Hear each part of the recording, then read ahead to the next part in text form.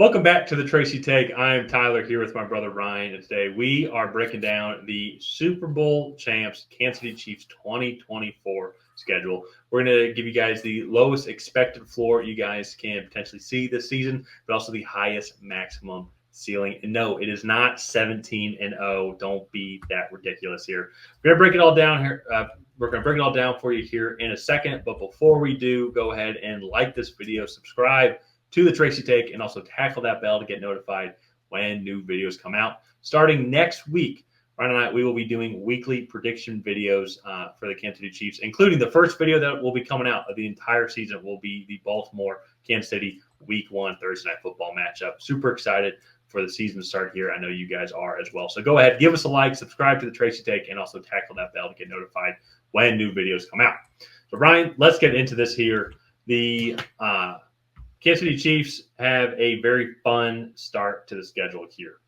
So, as I already mentioned, Week 1 hosting Baltimore, the team that they beat in the AFC Champs last year for the first game of the 2024 season, Thursday Night Football.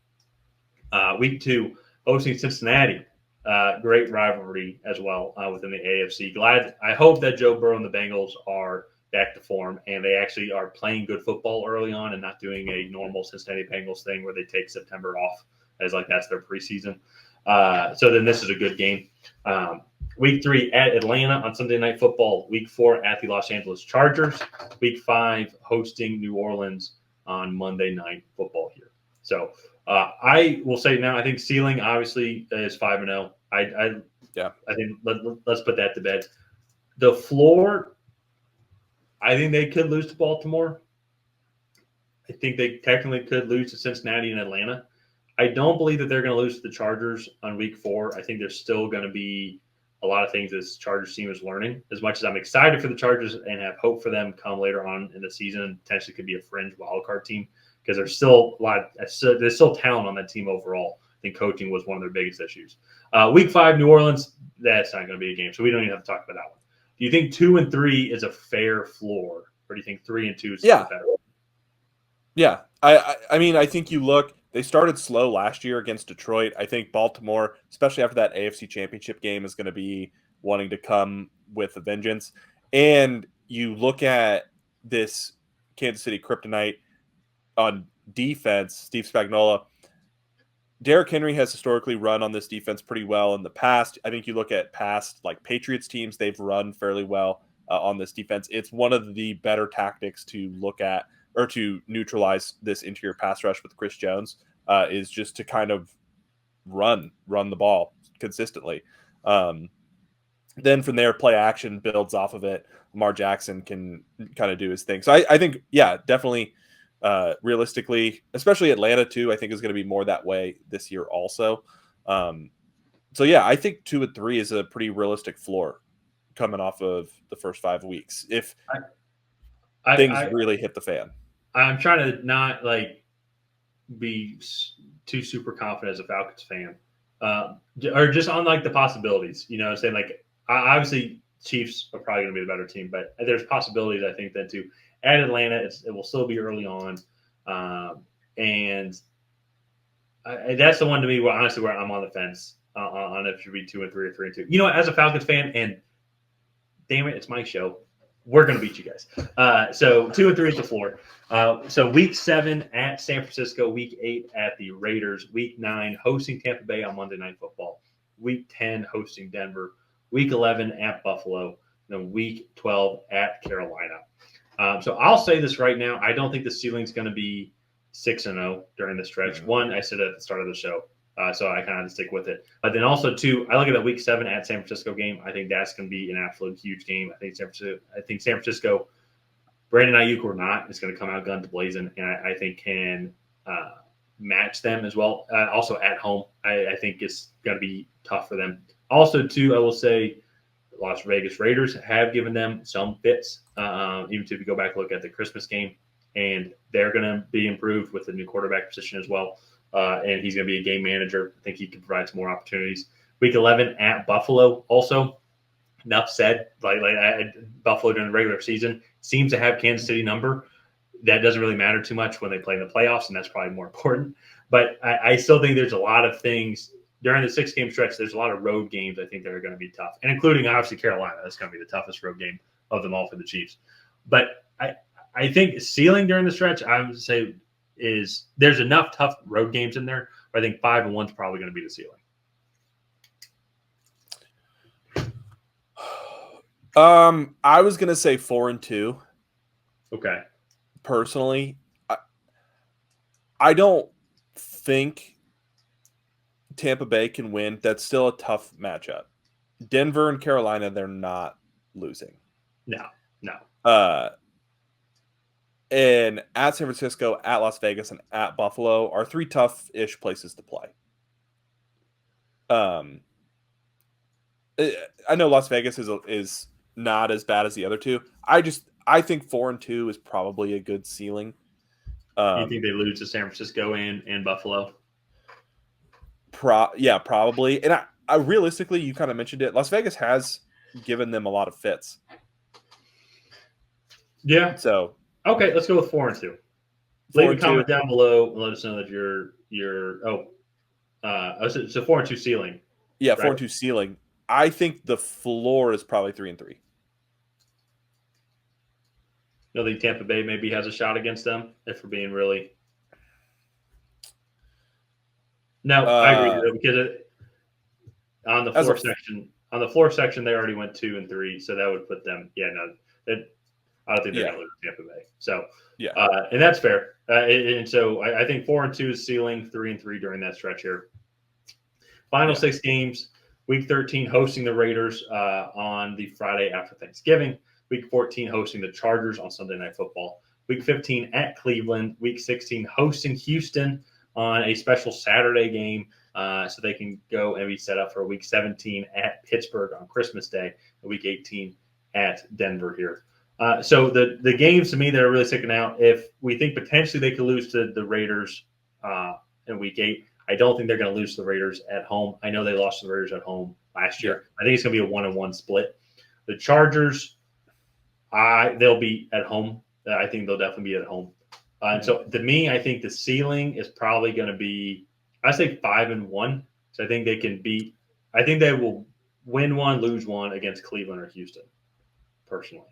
Yeah, those are the 2 games for me that I think and then are up.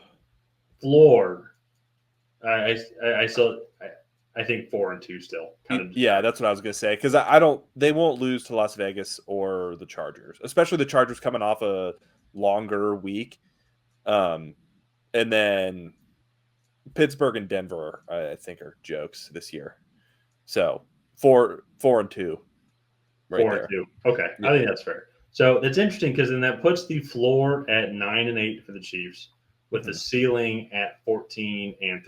And objectively, they got a pretty tough schedule. I mean, so you go look at Baltimore, Cincinnati, Atlanta, and then you got San Francisco.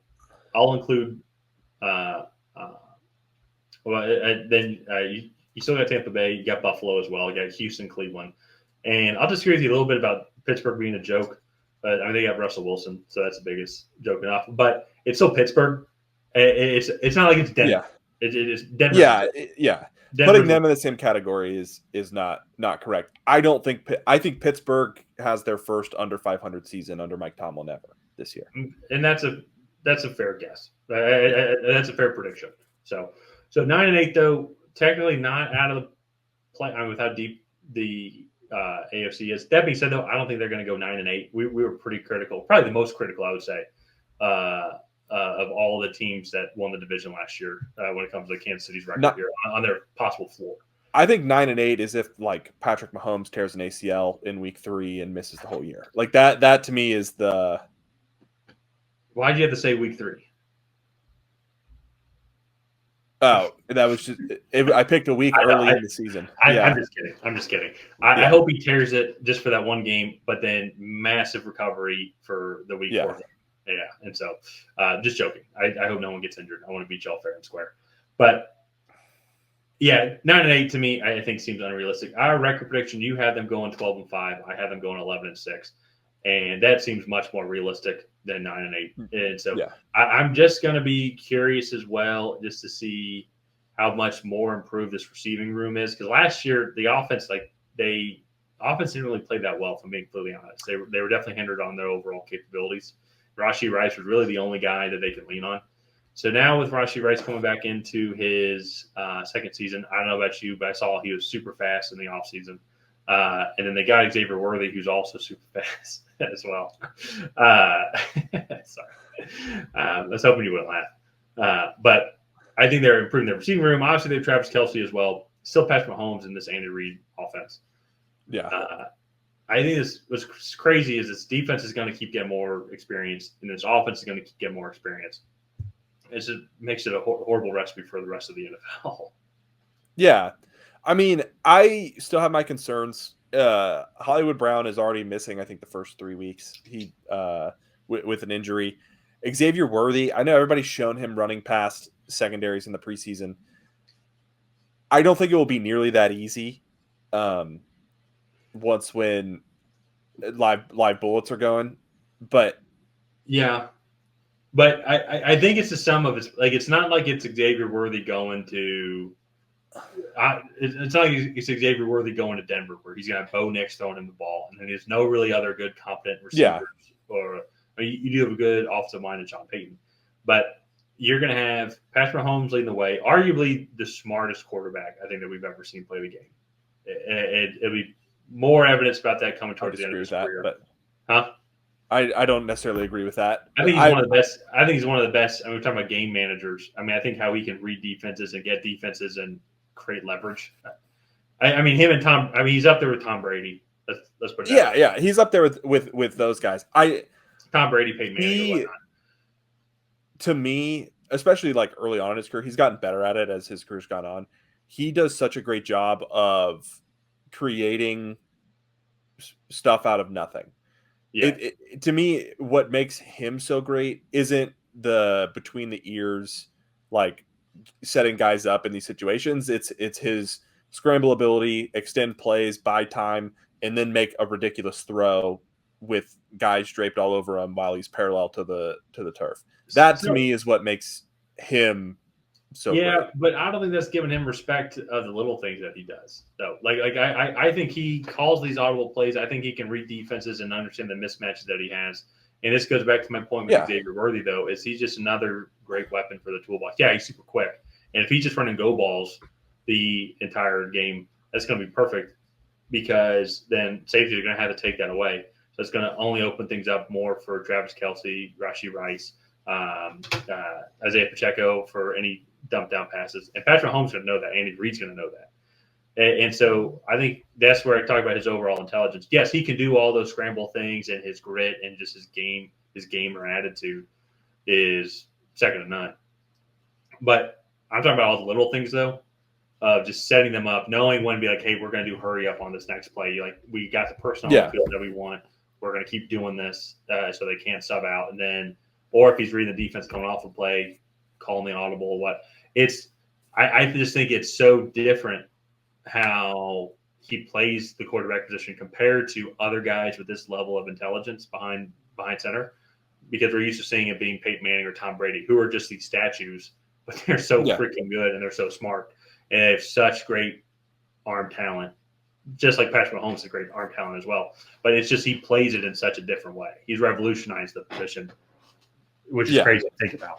And so that's where I think, coming back full circle to Xavier Worthy, that's where I think adding him to this team, compared to like if he got added to the Giants, it would just be totally different. Like, he wouldn't be used the same way. And his piece to the puzzle wouldn't be as appreciated compared to the piece of the puzzle that's going to be in Kansas City. So, no, he's not. I don't think he's going to be the leading receiver. I still think Travis Kelce is going to have like 1,400 yards. Rashee Rice will probably break 1,000. But I think Xavier Worthy is going to have 800, something like that. And that's going to be 65, 70 yards a game. If my math is correct. I'm probably wrong. Let me know. So, but that's just where I think he's going to fit this offensive system so well, because he's going to open things up underneath for Rashee Rice, crossing around Travis Kelce just to find his comfortable spot in the zone. And then they're just going to destroy defenses, just like how they've been doing for this entire Mahomes dynasty. Yeah, I mean, I'm just interested to see how it all kind of comes together because they did just sign Juju Smith-Schuster. Apparently, Sky Moore, Kadarius Toney are not going to be on the roster. Like, what does this receiver room look like come October, November? You And can make an how does? argument if Kadarius Toney's not on it, it's already an improvement. So Yeah, no, exactly. And so I'm just very interested to see kind of what this offense does. This defense is going to be really good. I do actually think it might not be quite as good as it was last year. They did lose not Travarius Ward. What was his name to the Titans? L'Jarius Sneed. L'Jarius Sneed, and then also the middle linebacker Willie Gay. So like those were two pieces that played a significant role for them last year that they don't have. With that being said, Leo Chenal played well in filling in already, so it'll just be. I'm very curious to see if this team can go in and three-peat and potentially do that. I think they probably have a pretty good chance, but I think the AFC is pretty loaded, and they have a really tough schedule. So, oh yeah, no, I mean they have a tough schedule, obviously. I mean, but if any of these teams are going to three-peat, even turn your like the Tom Brady dynasty as well. Like this Chiefs team shouldn't have won last year and won, and now they've improved. In my opinion, they lost a couple of key pieces, but they still improved. yeah. And so I think this is going to be the best shot we've seen any team so far throughout the NFL have an opportunity to three-peat. Yeah. So let's go ahead and wrap this one up here. If you guys have not already, please go ahead and like and subscribe. Leave a comment down below on what you think the floor and ceiling will be for the Kansas City Chiefs in 2024. And on that, we will see you guys next time.